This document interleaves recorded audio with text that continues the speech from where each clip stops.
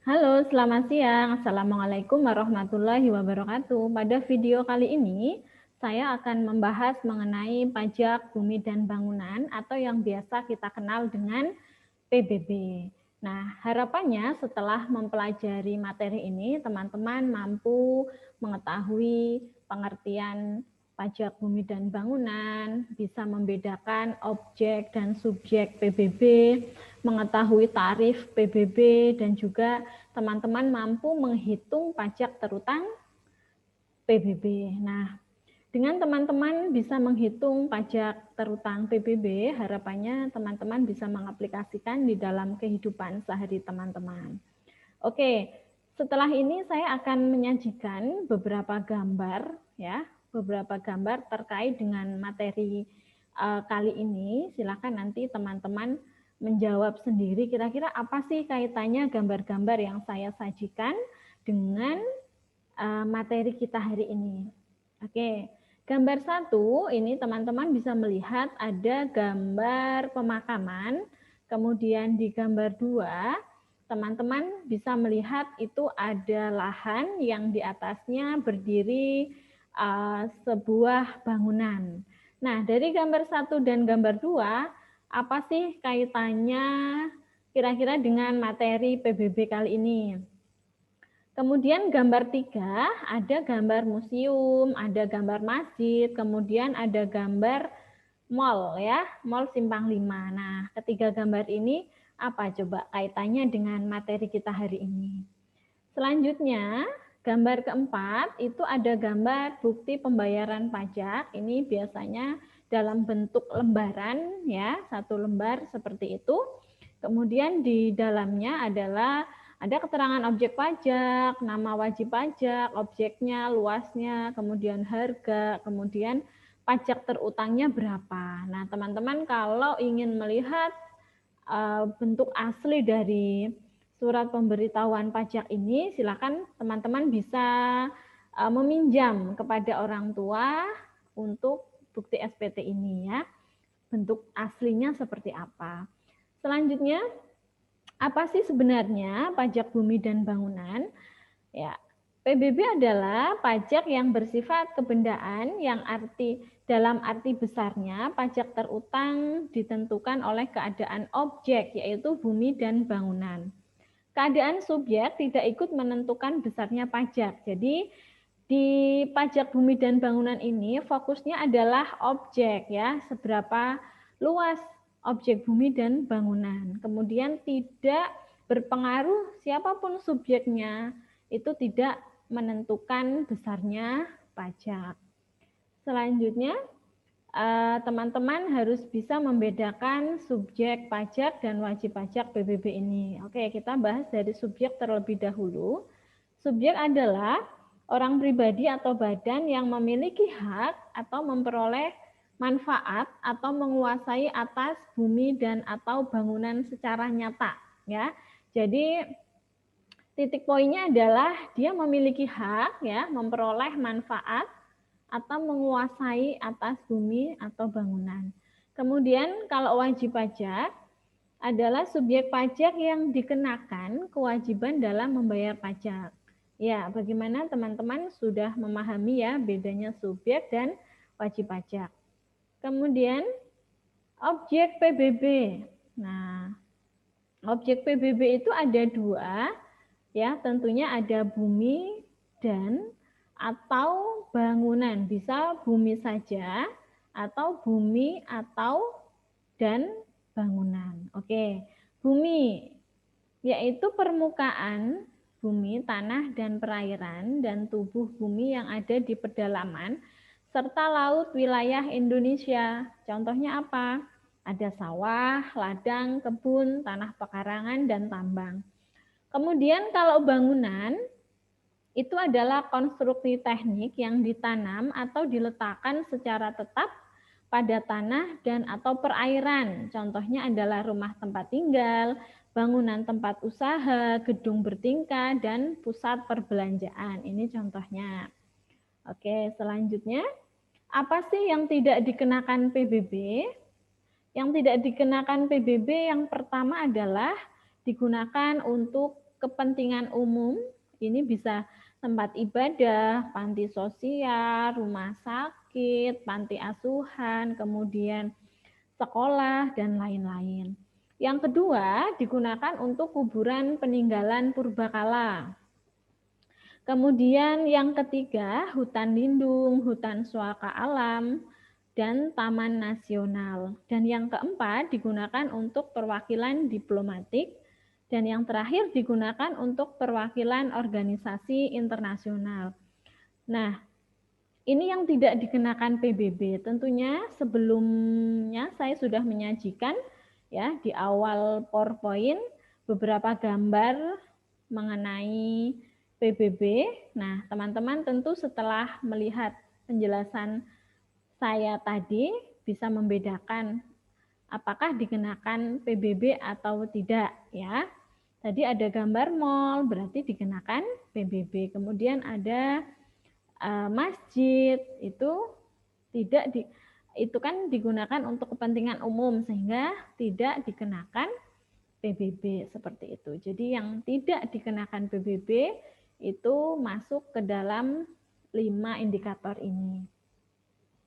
Selanjutnya ada nilai jual objek pajak yang tidak kena pajak ya. Setiap wajib pajak yang akan membayar pajaknya tentu di dalam perhitungannya ada istilah NJOP TKP. Nah, apa itu NJOP TKP? Adalah batas nilai jual objek pajak atas bumi dan atau bangunan yang tidak dikenakan pajak.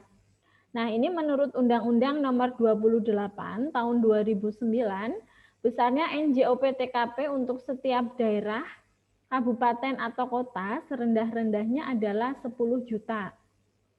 Dan tentunya ini besarnya NJOP TKP setiap daerah itu berbeda-beda ya, tergantung dari perda daerah masing-masing. Kemudian setiap wajib pajak memperoleh pengurangan NJOP TKP sebanyak 1 kali dalam 1 tahun pajak. Apabila wajib pajak mempunyai beberapa objek pajak, maka yang mendapat pengurangan NJOP TKP hanya 1 objek pajak yang nilainya terbesar dan tidak bisa digabungkan oleh objek pajak lainnya. Ini misalkan Pak Anton memiliki beberapa objek pajak, misalkan tanahnya banyak ya. Nah, yang dikenakan NJOP TKP itu hanya salah satu dari objek pajaknya yang nilai jualnya paling besar. Jadi yang lain tidak dikenakan dengan NJOP TKP. Nah, oke, NJOP TKP ini berlaku untuk PBB, perdesaan, dan perkotaan. Kemudian faktor penentu besarnya nilai jual objek pajak. Faktor penentu nilai jual objek pajak bumi. Yang pertama adalah letaknya, kemudian pemanfaatannya, peruntukannya, dan kondisi lingkungan sekitar. Kemudian kalau untuk bangunan, maka yang menjadi kriteria penentu besarnya nilai jual objek pajak adalah bahan yang digunakan dalam bangunan, rekayasanya, kemudian letaknya, kondisi lingkungannya. Mungkin teman-teman pernah menjumpai suatu kasus dalam menjual tanah atau bangunan, mungkin pernah mendengar tanah yang di pinggir jalan itu akan lebih mahal daripada tanah yang agak masuk ya. Jadi dari nilai strategisnya ya, ini hubungannya dengan letak ya, letaknya strategis itu akan sangat berpengaruh terhadap nilai jual objek pajak. Contoh realnya seperti itu. Selanjutnya, ini merupakan dasar perhitungan pajak bumi dan bangunan. Nah, ada beberapa kriteria persentase nilai jual kena pajak. Yang pertama, ini untuk objek pajak perkebunan itu dasar perhitungannya adalah 40%, kemudian pajak kehutanan juga 40%, dan pajak pertambangan juga 40%. Nah, Kita akan fokus menghitung di objek pajak pedesaan dan perkotaan. Ini ada dua kriteria. Apabila nilai jual objek pajaknya lebih dari 1 miliar, maka pengalinya adalah 40%. Kemudian apabila nilai jual objek pajaknya kurang dari 1 miliar, maka tarifnya adalah 20% ya. Jadi kita bedakan di atas 1 miliar 40%, di bawah 1 miliar itu 20%. Nah, ini rumus menghitung PBB. Rumus perhitungannya adalah mudah sekali. Dari tarif kita kalikan dengan nilai jual objek pajak kena pajaknya. Nah, tadi ada dua kriteria ya. Yang pertama, jika NJOP KP-nya antara 0 sampai 1 miliar atau kurang dari 1 miliar, maka rumusnya adalah 0,1% dikalikan nilai jual objek pajak kena pajak. Kemudian kriteria kedua, jika NJOP KP-nya di atas 1 miliar, ya, maka kita kalikan dengan rumus 0,2% dikali NJOP KP-nya. Oke. Selanjutnya ya sesuai dengan yang saya jelaskan sebelumnya bahwa di Peraturan Menteri Keuangan ya terkait dengan tarif objek pajak, bahwa objek pajak setiap daerah itu berbeda-beda ya. Ini tergantung dari perda masing-masing kota atau kabupaten. Nah, ini saya contohkan untuk perda daerah Jakarta ya. Kalau daerah Jakarta, nilai jual objek pajaknya ada 3 kriteria, 0 sampai 500 juta itu 0,12%, 500 sampai 1 miliar 0,14%, di atas 1 miliar ada 0,24% ya. Ini beda-beda setiap daerah. Oke. Saya contohkan ada 2 soal contoh terkait dengan bagaimana sih menghitung pajak bumi dan bangunan ini. Yang pertama, teman-teman bisa membaca, Pak Abid mempunyai tanah yang luasnya 800 meter dengan harga jual 300.000 per meter persegi. Di atas tanah berdiri bangunan yang luasnya sebesar 400 meter persegi dan mempunyai nilai jual 350.000 per meter persegi. Selain bangunan, Pak Abid juga mempunyai taman mewah seluas 200 meter persegi dengan nilai jual 50.000 per meter persegi. Nah, diketahui NJOP TKP di daerahnya Pak Abid itu 10 juta. Nah, berapa besarnya tarif PBB yang ditanggung Pak Abid? Oke, kita hitung bersama-sama. Teman-teman, yang harus dilakukan adalah kita harus mengalihkan semua objek pajak yang dimiliki oleh Pak Abid dengan luas dikalikan dengan harga jual per meter. Oke, kita kalikan satu persatu sesuai dengan objek pajak dan harga jualnya ya. Harga jual tanah, bangunan, taman mewah, semua kita kalikan. Ketemu dengan NJOP untuk perhitungan PBB sebesar 390 juta rupiah. Nah, selanjutnya kita kurangkan dengan nilai jual objek pajak tidak kena pajak. Tadi sudah diketahui sebesar 10 juta. Maka nilai jual objek pajak kena pajaknya setelah dikurangi dengan NJOP TKP adalah 380 juta rupiah. Nah, ini yang menjadi dasar dalam perhitungan tarifnya. Oke. Berarti PBB terhutannya kita kalikan sesuai rumus tarif dikali nilai jual kena pajak. Nah, karena nilai jual objek pajaknya itu kurang dari 1 miliar ya, 380 juta rupiah ini kurang dari 1 miliar, maka kita menggunakan tarif 0,1%. Oke, kita kalikan 0,1% dikali 380 juta rupiah. Maka ketemulah 380.000. Ini yang menjadi besarnya pajak PBB terutang yang harus dibayar oleh Pak Abid. Oke, contoh kedua. Pak Alek mempunyai tanah bangunan yang berlokasi di Kabupaten X berupa tanah seluas 500 meter dengan harga 570.000 per meter. Kemudian ada bangunan di atasnya seluas 400 meter dengan nilai jual objek pajak 1.350.000 per meter. Kemudian NJOP TKP-nya di kabupaten tersebut adalah 12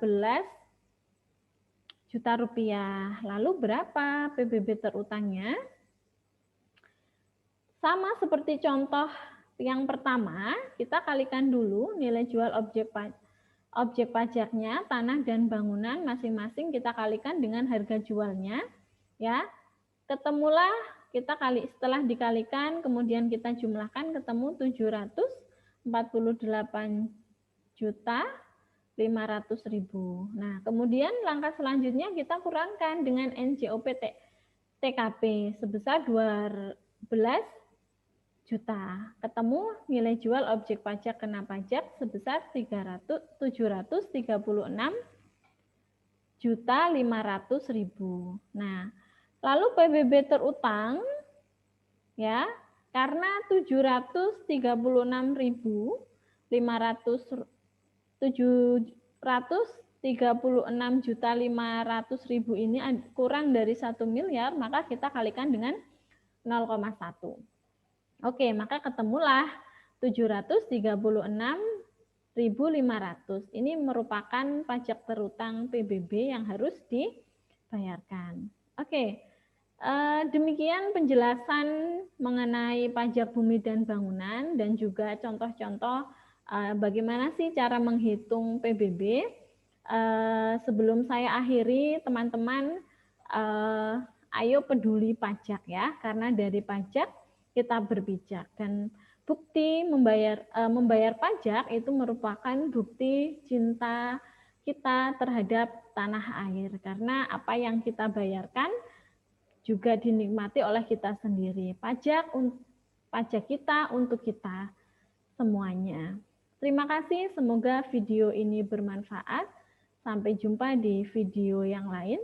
Assalamualaikum warahmatullahi wabarakatuh.